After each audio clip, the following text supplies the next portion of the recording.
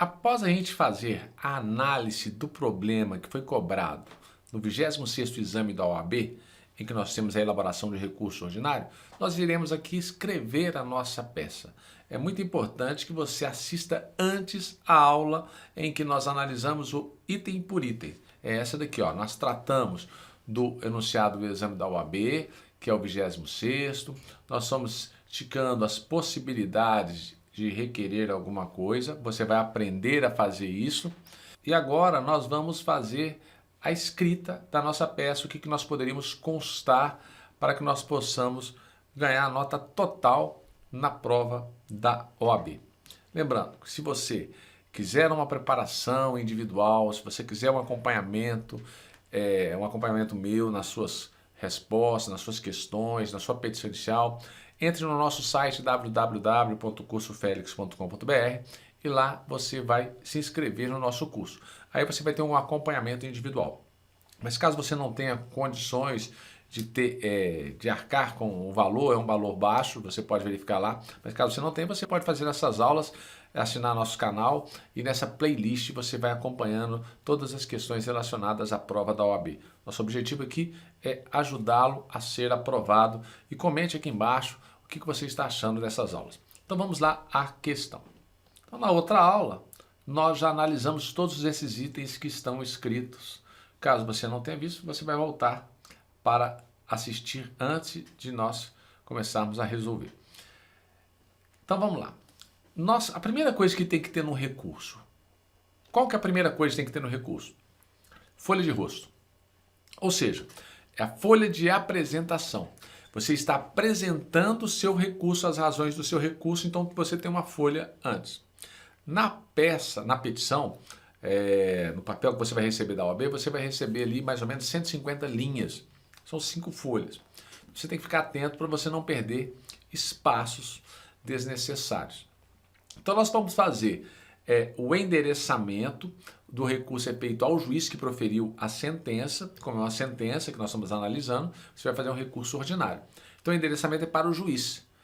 Então, como você pode observar, nós fizemos o endereçamento aqui ao douto juízo da 100ª Vara do Trabalho de Maceió, Alagoas. Então nós temos que esse foi o juiz que proferiu, conforme você verifica aqui na nossa análise anterior. Logo depois do endereçamento, professor, eu preciso soltar a linha? Não precisa soltar linha nenhuma, porque você vai perder espaço, você não pode perder espaço. Então você coloca processo, número do processo, coloca 3 pontinhos. Não temos o número do processo, então nós não vamos identificar nenhum, não vamos inventar nenhum número. Precisa colocar 10 linhas aqui? Não necessita, não precisa colocar essas 10 linhas aqui, porque você vai perder espaço. E aí vem, você tem um nome, como foi a empresa que te procurou, você vai colocar Sociedade Empresária Ômega, já qualificada nos autos do processo, em epígrafe, em que contende como Fabiano, nós não temos o nome dele completo no caso, nós só colocamos isso aqui, também qualificado nos autos, bem respeitosamente perante esse juízo, por intermédio de seu advogado adiante assinado, com base no artigo 8932 e 8951 da CLT Interpor.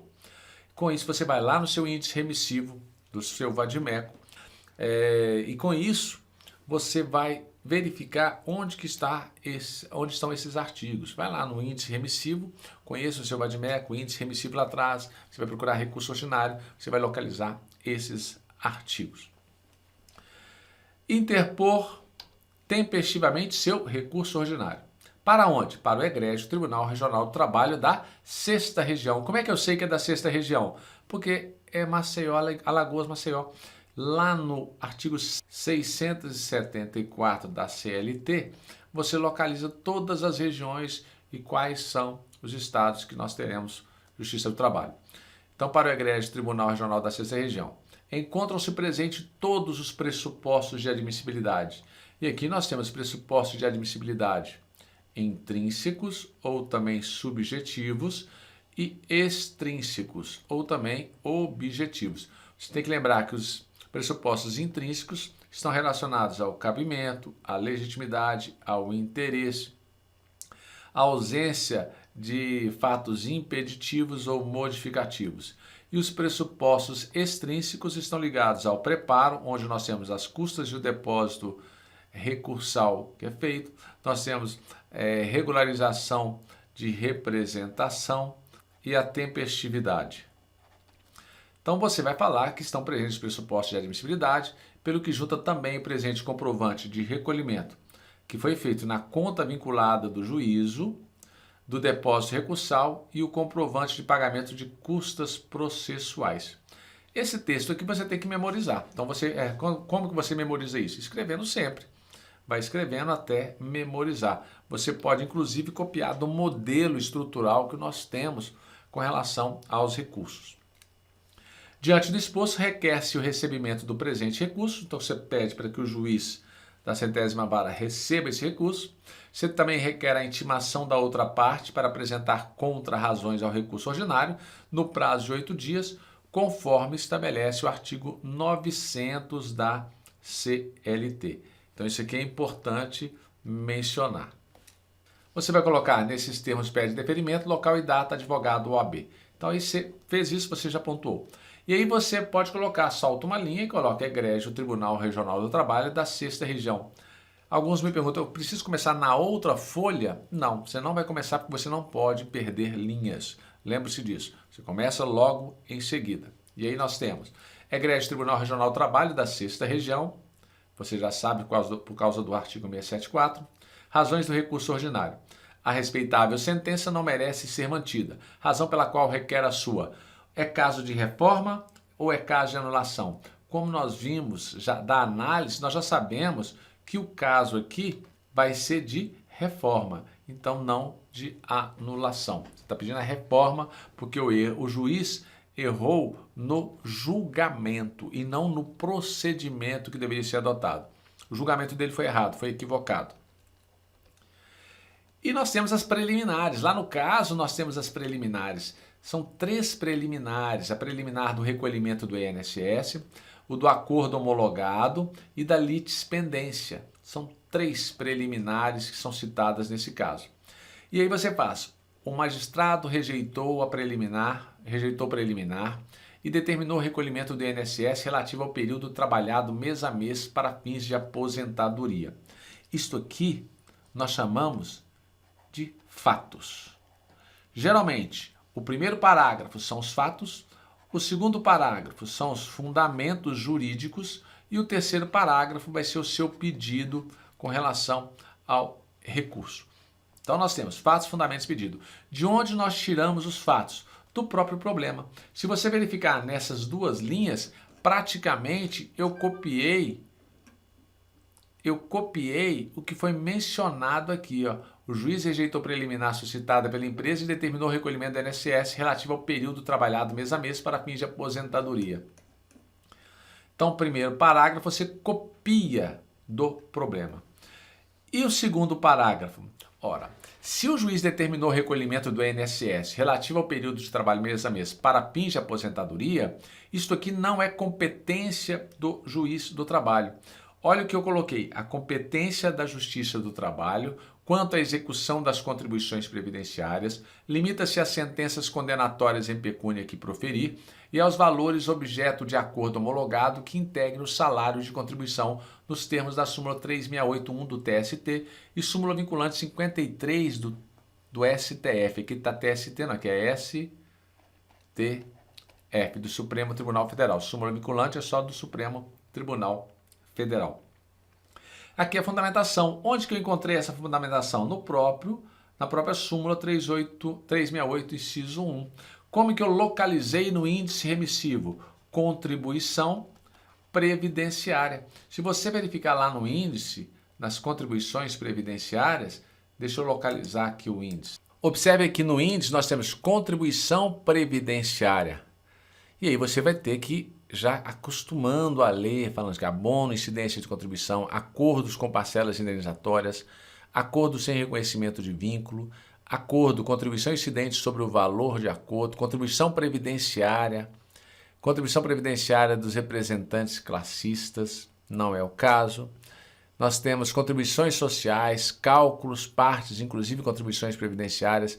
equiparados autônomos para a Previdência Social, execução das contribuições sociais de ofício, limita-se às sentenças condenatórias e homologatórias de acordo, súmula 368 TST. Aqui nós encontramos a questão das contribuições previdenciárias. E geralmente esse assunto ele é sempre cobrado com relação às contribuições previdenciárias, porque é incompetente o juízo se não for das sentenças as sentenças condenatórias que ele proferir. Então fique atento a esse ponto. E aí, diante do exposto, requer a extinção sem resolução do mérito com base no artigo 337, inciso 2. Olha lá o que diz o artigo 337, inciso 2. Toda vez que você pedir a extinção do processo sem resolução do mérito, no caso aqui é uma preliminar, vai ter que ter uma das hipóteses do 337, inciso 2. E o 485, inciso 4, é porque é sem resolução do mérito. Você vai ler esses artigos para que você possa já memorizar esses tópicos. A outra situação que nós temos do problema. Então nós já falamos, aí o que eu indico? Se você já falou sobre esse tópico, então eu oriento que você risque o tópico que você já tiver falado para não confundir na hora da prova e você já saber onde que você vai continuar. Então nós já falamos esse tópico, vamos falar.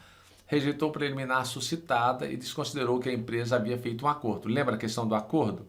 Lá no acordo nós temos o parágrafo único do artigo 831 da CLT. No artigo 831 nós temos que a decisão será proferida depois de rejeitada pelas partes a proposta de conciliação. No caso de conciliação, no caso do acordo aí, o termo que for lavrado valerá como decisão irrecorrível, salvo para a Previdência Social quanto às contribuições que lhe forem devidas.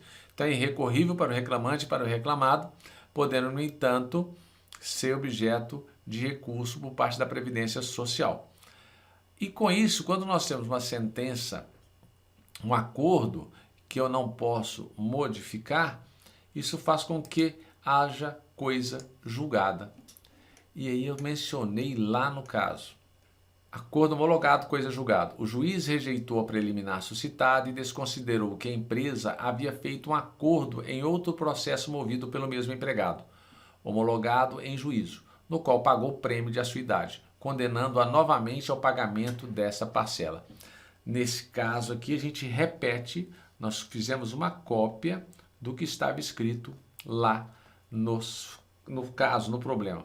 Agora nós vamos ter os fundamentos. Nos termos do artigo 831, parágrafo único da CLT, no caso de conciliação, o termo que for lavrado valerá como decisão irrecorrível, salvo para a Previdência Social quanto às contribuições que lhe forem devidas. Diante do exposto, o que você quer? Diante do exposto, requer a extinção do processo nos termos do artigo 337. Por que é o artigo 337? Quando nós falarmos de preliminares, é o artigo 337. Você tem que localizar a hipótese lá.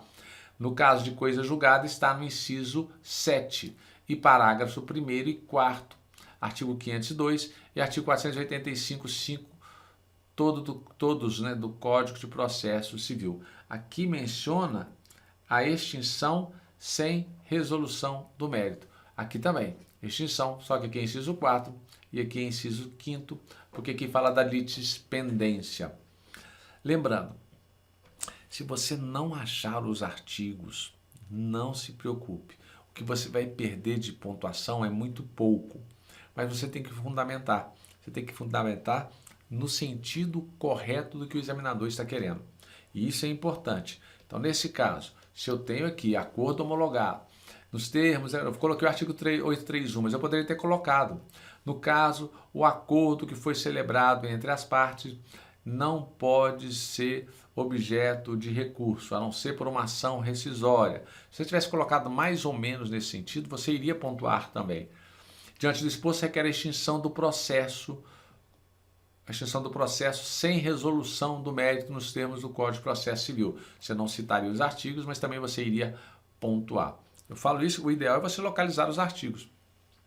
Mas você tem que treinar muito para saber localizar e identificar isso aí. Por isso que eu falo, resolva todas as provas. Resolva as provas e encaminhe para a correção. Você tem que encaminhar para mim para a correção. Por isso, sugiro que faça inscrição no nosso curso para que você possa acompanhar todas as correções inclusive encaminhamento individual para você. Mas retornando com o caso, acordo homologado nós já fizemos. Aí agora outra situação é da litispendência. Aqui nós vamos cortar então isso que nós traçamos. Nós traçamos isso aqui. A outra hipótese. Rejeitou preliminar suscitada pela empresa e desconsiderou que em relação às diárias postuladas, o autor tinha comprovadamente outra ação em curso com o mesmo tema. Se havia uma outra ação em curso com o mesmo tema, isso é o caso de litispendência. Uma lide está pendente ainda sobre esse assunto. E o juiz não pode analisar. Está onde isso aí? Se é preliminar, está no 337. Você tem que ver quais são as hipóteses. Preliminares, quais são as hipóteses? Artigo 337 do CPC, não da CLT. Nós vamos desenvolver, a gente vai repetir o que está escrito. Então, na litispendência, nós vamos colocar: o juiz rejeitou a preliminar suscitada pela empresa e desconsiderou que, em relação às diárias postuladas, o autor tinha comprovadamente outra ação em curso, com o mesmo tema que se encontrava em grau de recurso. Estamos diante do quê? De uma litispendência nos termos do artigo 337. Qual que é o inciso que fala de litispendência? Inciso 6 do Código de Processo Civil. Esse pedido já está sendo apreciado pelo Poder Judiciário em outro processo, pelo que não pode ser novamente julgado. Diante do exposto, requer a extinção do processo sem resolução do mérito, nos termos do artigo 485, inciso 5 do Código de Processo Civil. Vai lá e confere o que estão falando esses artigos. É assim que você está estudando para a segunda fase. Lembre, na segunda fase você não tem que memorizar nada, a não ser os textos padrões que a gente ensina para você. Mas os artigos, o conteúdo não, porque você vai utilizar o índice remissivo para localizar os assuntos. Então vamos verificar o que nós temos aqui. Já falamos sobre a litispendência, nós vamos chegar aqui da litispendência também, nós vamos então riscar a litispendência, já falamos sobre ela, a gente risca aqui para não confundir. Não acolheu a prescrição parcial porque ela foi suscitada pelo advogado em razões finais, afirmando o magistrado que deveria ser apenas na contestação, tendo ocorrido a preclusão. Ora, prescrição parcial já não é mais preliminar. Quando nós falamos em prescrição, nós estamos falando em prejudicial de mérito. E com isso nós vamos abrir um tópico então sobre prejudicial de mérito. E a gente vai repetir os fatos. Fato a gente copia de lá. O juiz não acolheu a prescrição parcial sob a alegação de que ela foi suscitada pelo advogado em razões finais, afirmando que deveria tecê-lo apenas na contestação, tendo ocorrido a preclusão. Não é apenas na contestação que a gente pode alegar a prescrição. Por isso, vem lá, nos termos da súmula 153 do TST, a prescrição foi arguída na instância ordinária. Não se conhece de prescrição não arguída na instância ordinária. Isso então está na súmula 153. Como que eu localizei? Vou olhar lá o tema prescrição, prescrição parcial, prescrição total, e vai me direcionar a esta súmula para responder. Diante do exposto, a gente faz o pedido, porque os fundamentos nós já fizemos aqui. Diante do exposto, requer a reforma da sentença para acolher o pedido de prescrição parcial dos créditos anteriores a 30 de outubro de 2012, porque são 5 anos para trás, uma vez que a ação foi ajuizada em 30 de outubro de 2017. Requer a extinção com resolução do mérito nos termos do artigo 487, inciso 2. Lembrando que casos de prescrição e decadência são hipóteses do 487, inciso 2. Novamente, vai ao artigo 485, vê quais são as hipóteses que é sem resolução do mérito, vai até o artigo 487, veja quais são as hipóteses de extinção do processo com resolução do mérito. Então nós temos sem resolução e com resolução. E lembrando, 337 tem que estar na ponta da língua as possibilidades de preliminares. Retornando aqui. E aí nós vamos começar, acho que o mérito agora. Se nós já falamos sobre a prescrição que não foi acolhida, a gente vai riscar aqui a prescrição que não foi acolhida, que nós já mencionamos. E vamos começar aqui. Não, deferiu. Risquei um pouco a mais aqui. Deferiu a reintegração do ex-empregado Fabiano porque ele foi eleito presidente da Associação de Leitura dos Empregados da empresa. Entidade criada pelos próprios empregados, sendo que a dispensa ocorreu em dezembro de 2017, no decorrer do mandato do reclamado. Eu já mencionei para vocês. Ele foi eleito presidente da associação, de uma associação de leitura. Ele não é um sindicato, não é uma entidade, é uma associação da própria empresa. Então, por isso, não tem aquela força que garante a estabilidade prevista no artigo 543. E olha o que nós escrevemos aqui. Entramos no mérito, coloca da reintegração. Professor, se eu não colocar do mérito, se eu não colocar preliminares, não tem problema, isso não vai perder ponto. Isso aí não vai fazer você ganhar nem perder. Isso é só para a gente estruturar de uma forma mais organizada, para ficar mais fácil do examinador e caso haja necessidade de um recurso. Mas se eu não fizer isso, não tem problema. Você pode começar, por exemplo, a dar reintegração, tracinho e já começar logo aqui direto. Então vamos, o juiz deferiu a reintegração do ex-empregado Fabiano porque ele foi eleito presidente da Associação de Leitura dos Empregados da empresa, entidade criada pelos próprios empregados, sendo que a dispensa ocorreu em dezembro de 2017, no decorrer do mandato do reclamante. Esses são os fatos, e esses fatos aqui nós copiamos do problema. A sentença não merece ser mantida, pois o reclamante foi eleito presidente da Associação de Leitura dos Empregados da empresa e não do sindicato da sua categoria, não se aplicando ao artigo 543, parágrafo 3º da CLT.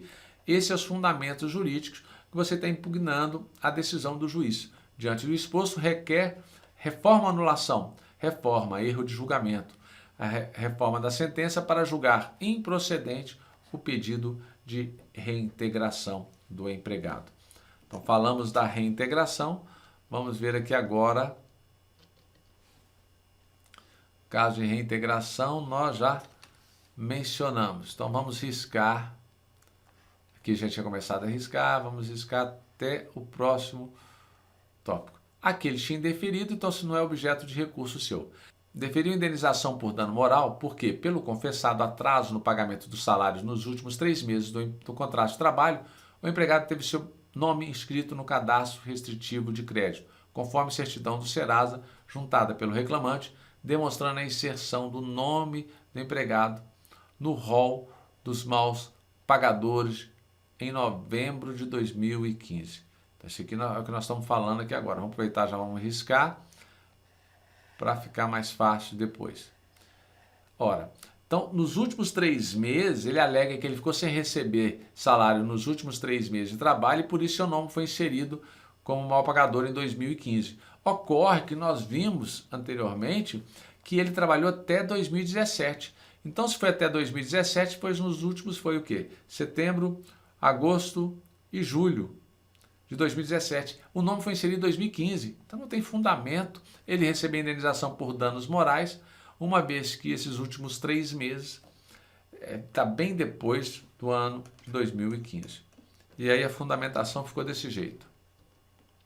Fundamentação das razões do recurso. O juiz deferiu indenização por dano moral porque, pelo confessado atraso no pagamento do salário dos últimos 3 meses do contrato de trabalho, o empregado teve seu nome inscrito em cadastro restritivo de crédito em novembro de 2015. O reclamante trabalhou para o reclamado até 20 de outubro de 2017, sendo que a data da inscrição em cadastro restritivo de crédito foi muito anterior a esta data, não havendo nexo causal, não tem nexo de causalidade, nos termos do artigo 186.927 do Código de Processo Civil. Lembre-se, falou em indenização por danos morais, você tem que lembrar desses 2 artigos que sempre andarão juntos. Então, coloque essa observação na parede, no banheiro. Falou em danos morais, você tem que utilizar esses 2 artigos.